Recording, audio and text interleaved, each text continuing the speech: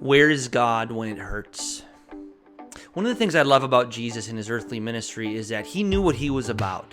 Now, there was never a question in his mind or a doubt. He never seemed to second guess himself or to wait for other people to affirm his direction. No, he knew where he was headed, and ultimately he was headed toward the cross. He was headed toward Jerusalem.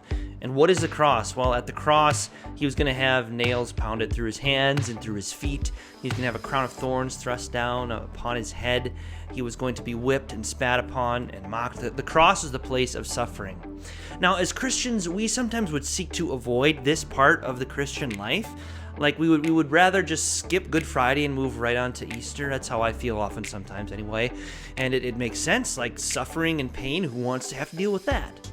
But it's interesting, in the Gospel of John, he talks about God's glory, and he says it's not after the cross that God's glory arrives. It's not even adjacent to the cross, and it's not beside the cross. No, he says it's precisely in the cross that Jesus' glory is manifest.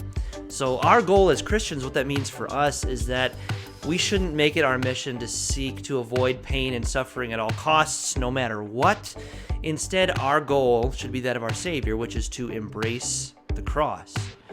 To embrace the cross, to know that suffering is going to be redeemed, that Jesus is going to redeem our suffering. In his hands, it actually has a purpose.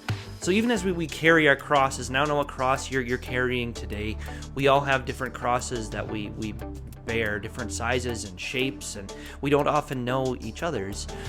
So the goal should not be to get rid of that cross as quickly as possible, but instead to learn to embrace it and to learn to walk as Jesus walked, and to know that even as we embrace that cross, we are being embraced by the one with nail-scarred hands who has already borne the cross for us.